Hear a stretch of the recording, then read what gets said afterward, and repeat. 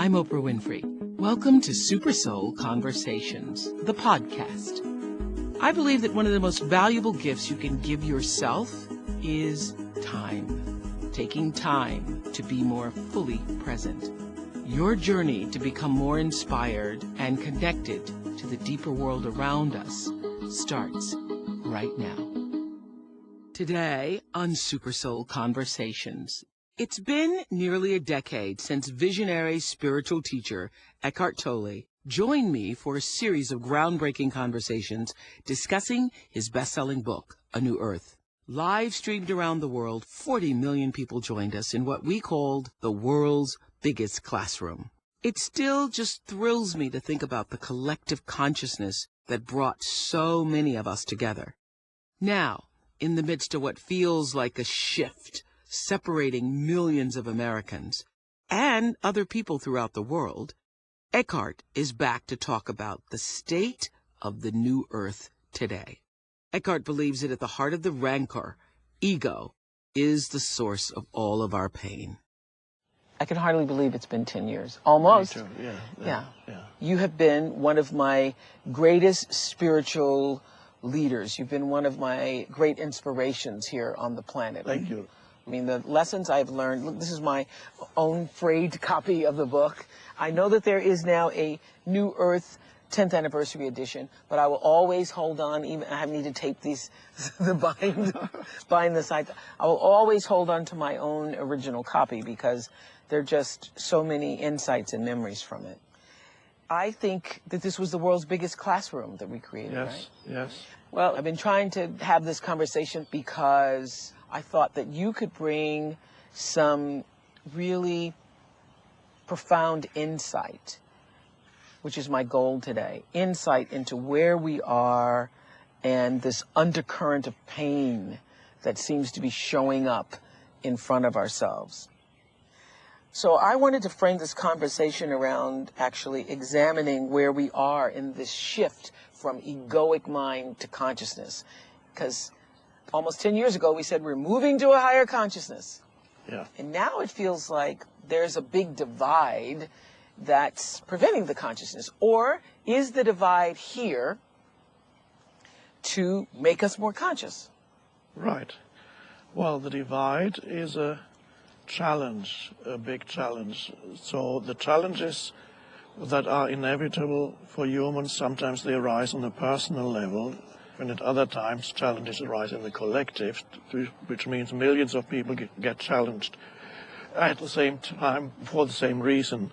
So from a higher perspective, what we are witnessing now and millions of people are experiencing now is a collective challenge.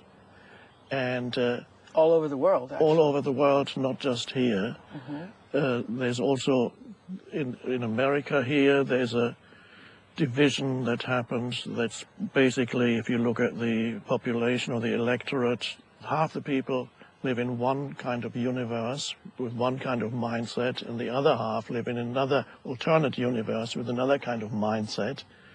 And that creates a separation. The reason for the separation is that people are so identified with their particular mindset.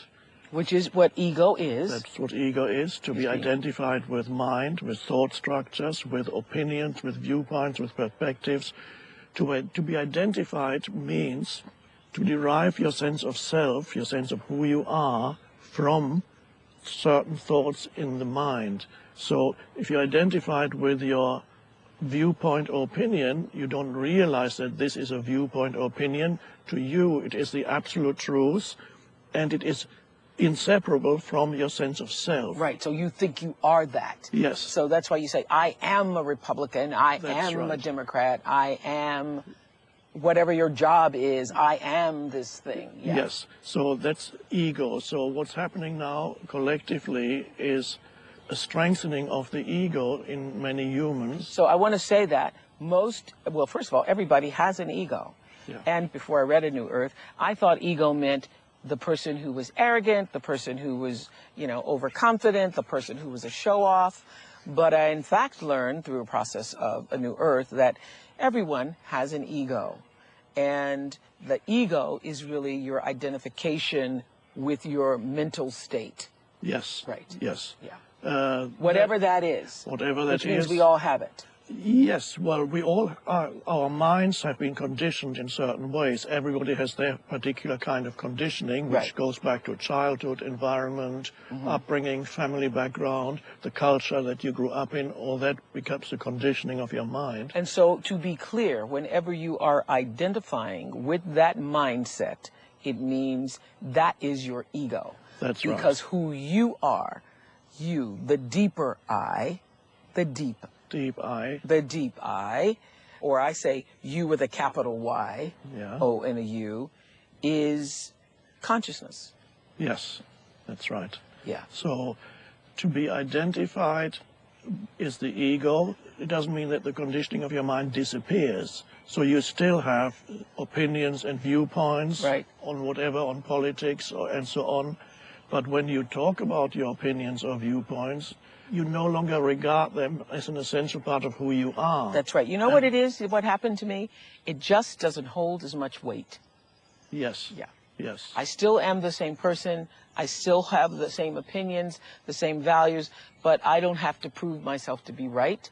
I can listen to your side of it and hear your side of it and actually see some right in that, even though I might have disagreed. Yes. That's right. So I can observe my ego. I can observe my mental state. Yes. Yeah. Yes. Once you understand that you are a part of consciousness, that you are consciousness, that you are separate from your thoughts, which is the biggest lesson to get in the world, is it not? Yes. Yes.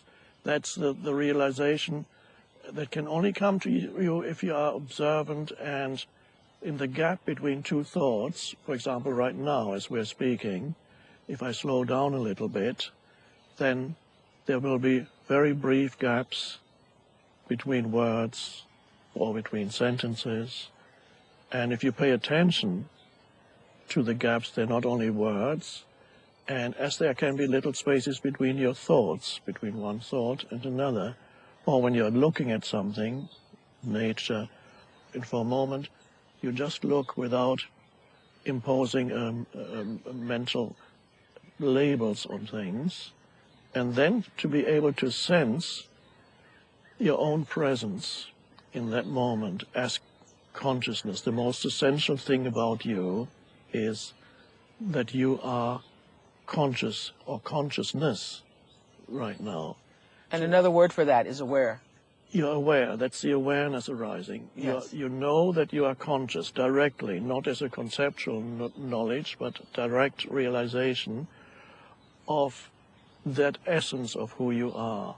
And that's such a liberation from the prison of inhabiting a purely personalized sense of self, where you derive your identity from your personal history, the narrative, the story in your mind, all those things that make up the so-called person. There's nothing wrong with that. Of course, you have memories, but to derive your sense of self from these memories, that's a great limitation. So it's just like you write in the beginning of A New Earth. Everybody comes to their own evolution in their own due time.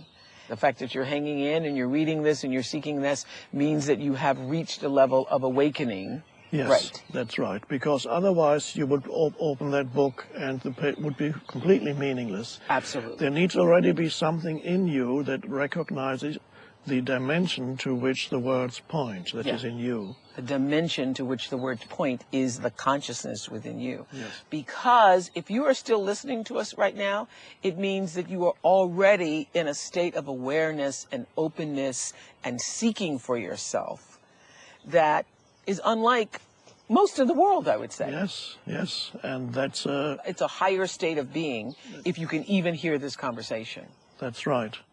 This is one of my favorite quotes. Life will give you whatever experience is most helpful for the evolution of your consciousness. How do you know this is the experience you need? Because this is the experience you are having at this moment. Yes. Which is true for you as an individual, and which is true for our culture, which is true for our world right now. How do we know this is the experience we need? Because this is the experience we are having. Yes. Because that's the way each person's personal evolution operates, right? Yes. Well, there is a certain inevitability about whatever form this moment takes, because this moment is connected to all the previous moments, so the entire universe has conspired to bring about the form that this moment takes. You can't argue with it, because if you argue with the present moment, that's suffering and it's crazy. Say that again. I think it's important for everybody on all sides to hear. The entire universe, meaning every human being who's ever lived and evolved to this point, and every person that's been born, has been moving to this point in time where what we're experiencing in our lives personally and also on the political stage. Yes, because it's all connected. Has been coming forever. That's right, yes. Now, in some New Age teachings, you sometimes hear when people go through suffering or pain, and somebody else tells them, why did you manifest that? I don't say that. I'm not saying that's not entirely false, but I'm not asking people to convince themselves that they manifested whatever they're experiencing at this moment, even if it's unpleasant. All we need to know is accept this moment as if you had chosen it. I'm not telling people you chose this moment, but that's too much for many people. They don't want to accept that. I don't choosing this illness. I don't choose to lose my that job. I lost my job. Yeah. Okay. So I don't want to go there. But all we need to know is, in order to live more consciously, in order not to live in opposition to what is in the present moment, which is to live more consciously, accept this moment as if you had chosen it. And that brings in a new consciousness. And do not deny the moment. This is what I learned from you, that literally it eliminated all stress in my life. Resisting the moment that is only going to create more anxiety and more being more upset. A lot of the unhappiness that people experience, they believe it's due to the conditions of what's happening at this moment. But in most cases, it's not the conditions of the situation that you're in that causes the unhappiness. It's the mind telling you something about this moment that causes the unhappiness. Yes, so like I should have been there, I should have been earlier, I shouldn't have stopped to do this, I should have done that. It's the mind. Yes. Yeah. I sometimes tell people, just don't believe what I say, just try it out in your own life. Next time you get upset in a certain situation, let's say you're at the airport, many people get upset at airports. You line up at the counter, it takes a long time, and you get more and more upset, and then you observe that what is it that causes me to be irritated, angry, upset? What is it, this situation? Or is it that my mind is telling me that this should not be happening? The ego is very good at misinterpreting reality, and it believes its stories. The ego comes up with stories, often not pleasant stories about the isness of things, and it's a source of great suffering. So once you recognize that, you can experiment in your own life when you feel upset arising. Watch your mind. Yes. Be there, be aware of what your mind is doing. This is the most vital thing in spiritual life, is to be able to watch your mind, to be the observer of your mind, so that the mind is not controlling you. And that is how you eliminate stress. Yes. And suffering. Yes. You say on page 119, the ego's fear and distrust of other people, its tendency to emphasize the otherness of others by focusing on their perceived faults and make those faults into their identity, is taken a little further and makes others into inhuman monsters. We are in that state now, are we not? Yes. In our culture, our country, our world. Yes. Not to be able to see the humanity in another human being, but only hear whatever it is they are saying, whatever is the reflection of their mind, their mental positions, and mistake that for who they are. So anybody who questions or challenges your mental positions is regarded by the ego as an enemy. And this is the way you dehumanize others. Yes. Because once you have dehumanized another human being, then it becomes easy. If you're very unconscious, isn't that what terrorism is? Yes, exactly. That's an extreme form of that. The most essential thing is that we are both expressions of the one consciousness. What we share as human beings is the essence of who we are, the essence of who I am and who you are is consciousness. Not the thoughts, but the underlying consciousness. Based on the anger playing out every day in the news, negativity on social media feeds, you pose the question, have we regressed? Is the new earth still happening? It's happening, but it's being challenged. And from a higher perspective, being challenged is a good thing. Let's look at the nature of challenges.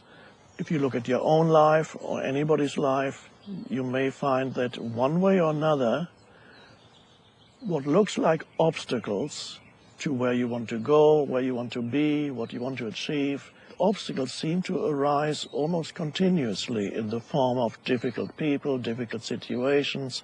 Some people have the perception that they're being sabotaged by life all the time. People resent being challenged by life. They think challenges should not exist. But as I sometimes put it, you may find, if you have lived for long enough, that at some point you realize that the world isn't here to make you happy. It can't do that. It's sort of like human evolution, where you say it's not linear. You take 2 steps forward in your own life and a step backwards. And then the further back you go, the more of a bounce you have to move forward, right? Yes, we definitely have evolved in consciousness, but it does not go in a straight line upward. As the evolution of consciousness happens, you regress, and then you go forward a bit more. And it goes in cycles. I hear people saying all the time, are we going backwards? Are we stepping backwards? Indeed, you say, we are. Yes. All the signs are that now we are at the beginning of a regressive movement, which does not mean that every individual will become identified with ego again. It's a challenge, but it does not mean that you will also have to regress. Doesn't this mean, because, you know, what we're facing in the country politically, the divisiveness, the political divide here, I think that these times, however it's showing up in your life, because there's really only one goal, and that is for us to become more conscious, to become more fully human, to fully express the depths of what we have come here to do, that this is showing up to bring out the most, the best, the highest. Yes, the challenge actually forces you to go deeper.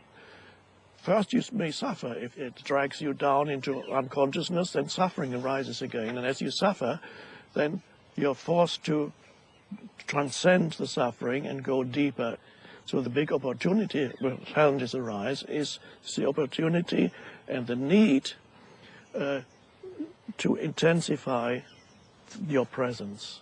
Meaning being fully here. Yes. Fully here. More alert, more present. More aware. Yeah. Will you share your philosophy about how this past election was in some way a mirror of our collective consciousness? Yes. So it brought to the surface what was already there in the collective unconsciousness. And now we have the division in pro-administration in Washington and against it.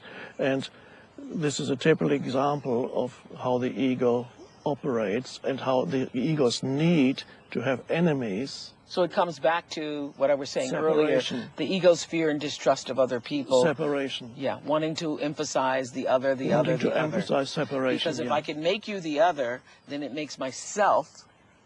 That's an important point. It strengthens your sense of self, but that it's a fictitious sense of self. It's a mind-based sense of self. It's not a happy sense of self. So that is important for people. They need to be very alert. Not to get sucked in. That's it, yes. Because that's the great danger. Yeah.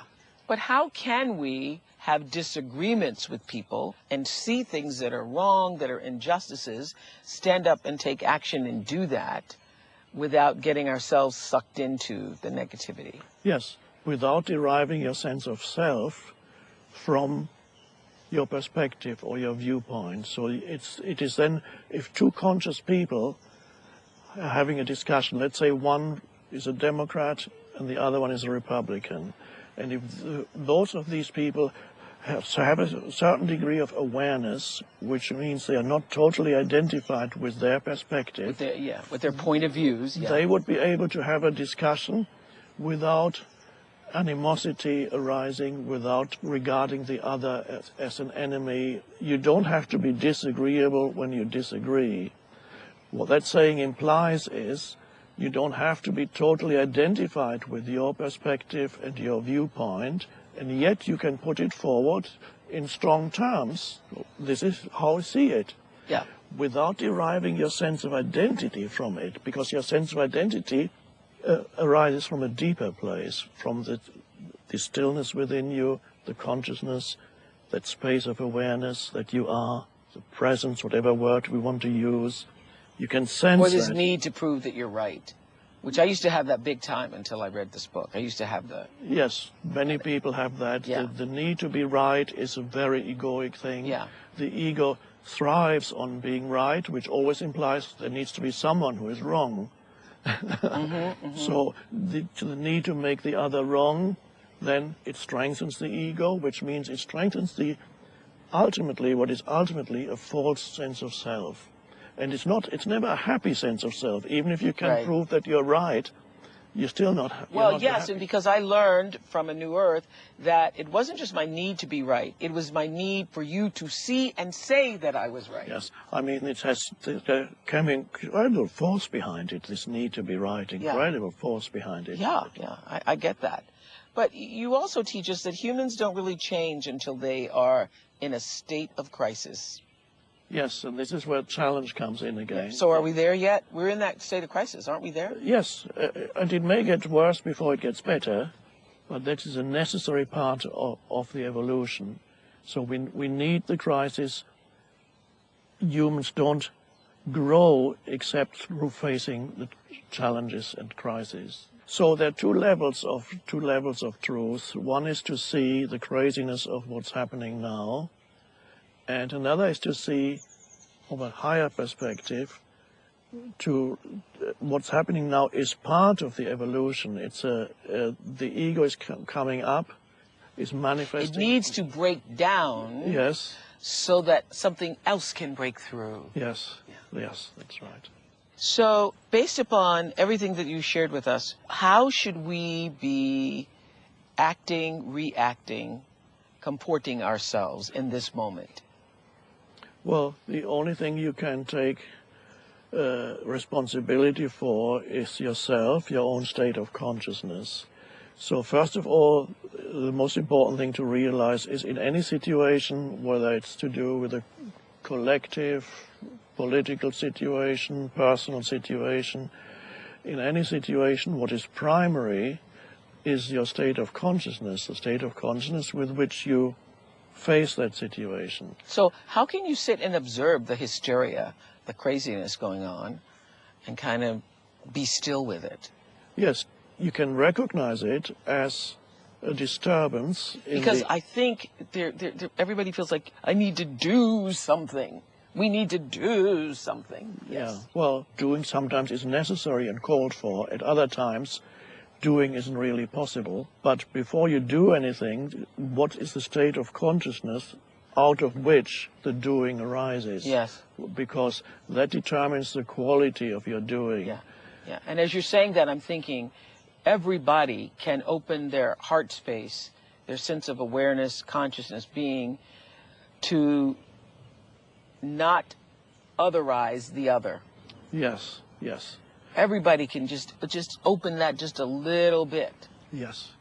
And with that comes the ability also to listen to the other. Yes. The ability to listen means there must be a little bit of space in you, a little bit of awareness in you. True listening implies that you are still while you listen. You give your complete attention to the other. And that changes the relationship.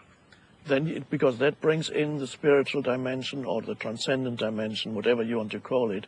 You need to be able to bring the stillness into the relationship. And another thing happens when you listen to another. In that still moment when you're listening, you're not only aware of what the other person is saying, in that stillness you can also feel a deeper essence in the other human being beyond the words that he or she is speaking. Why can you feel it? You can feel that deeper essence in the other because in that moment of stillness you can feel it in yourself. You can only do that, though, when you become aware enough about your own self to know that you are not your thoughts. Yes. And so that when you see somebody, you know, raging against the world, Yes. you have the ability to step back and know that they are not their rage. That's right. That beneath the rage, beneath the anger, beneath the pain, beneath the sadness, beneath whatever they're showing to you, there is the pure consciousness that is also you. Yes. Yeah. Yes. Well, if we all could do that, then there'd be no need for us to have this conversation. That's Yes. right. Yeah. Yes. Despite the level of suffering people are inflicting upon themselves and on one another, do you have hope that people will wake up? Yes, it's inevitable for consciousness to arise more fully on the planet because it's part of the entire evolutionary impulse of the universe is towards consciousness. So it is arising. It can be delayed, and that's not a bad thing. Delays can only have a deepening effect ultimately. What's the way forward? The way forward is for the individual to take responsibility, to remember that the most important thing is not what's happening out there. What is primary is I'm saying now, my state of consciousness at this moment is primary. That determines what form the future will take. So, important thing to realize is what happens to you is much less important than how you respond to what happens. That determines your life. It's not the things that happen to you that determines your life. Ultimately, it's how do I respond to what happens, and that is also your area of freedom. You can choose to respond consciously to what happens. Then you're not at the mercy of what happens to you. What is the purpose of the soul? Well, by soul, I have another word for it. Okay. I've recently been using the pointer, the deep I. The deep I. The deep I. At that level of the deep I, which is consciousness itself, you are already complete. The deep I has nothing to achieve. All that the deep I wants is to come more fully into this dimension. So there's no evolution of the deep I itself, because at that level you're already complete and perfect and it's timeless. But it comes as it comes into this dimension. So your soul isn't here to evolve? Your soul isn't here on the planet to evolve? It's here to come more fully into this dimension. You could call that to evolve. Okay. But the soul itself, the essence of who we are, is already timeless. So it evolves in this dimension by coming more fully into this dimension. Eckhart, how do you know this? Well, it's an intuitive insight. A question is asked, and then the answer comes through the stillness. That's how it worked. It's not figured out through the mind. It just comes from you, through you, out of out of consciousness. Out of consciousness. And then somebody else listens to it, and suddenly they go, yes. When you hear the truth, it resonates and it feels like an aha. Yes, it's always recognition. It's a reminder of what you already knew. Yes. Deep inside. Yeah. So, when are you in an absolute state of well-being, or are you always there? There's always a well-being. Of course, the body changes. The physical well-being can vary. But underneath the physical well-being, there's always a deeper sense of well-being, and that arises out of the realization of the deep I. That's always fine. But no matter what's happening on the outside, the deep I is always fine. That's the experience as a surface of life. All these things happen on the surface of life. Do you enjoy the surface of life as Yes. deeply, or are you always in this sort of meditative state? I enjoy it, but not in the way where I would say, wow, I'm going to see Oprah again. Isn't that so great? I don't get excited about it. There's an enjoyment. Even when you called me many years ago, I remember you called me up and you said, I've chose the New Earth as the next election for the book club. Yes. And I said, oh, that's great. So I felt pleased. You said, thank you. I remember you said thank you. And usually people go, oh my God, believe it.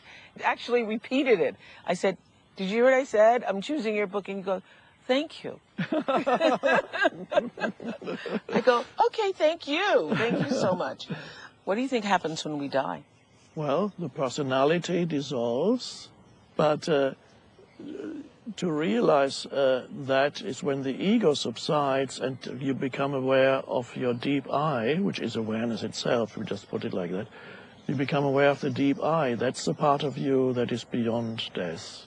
So when you can sense the consciousness in you, then you become actually aware of that which is also beyond time and that which is ultimately divine in you, the divine dimension, to use that term.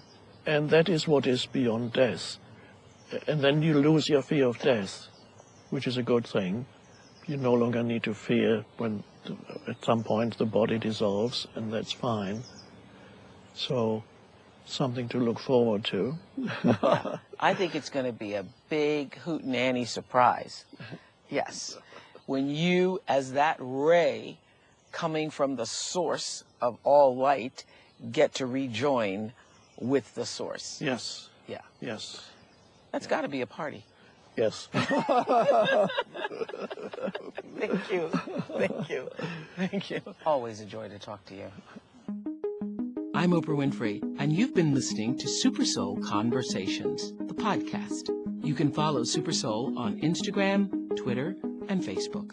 If you haven't yet, go to Apple Podcasts and subscribe, rate, and review this podcast. Join me next week for another Super Soul Conversation. Thank you for listening.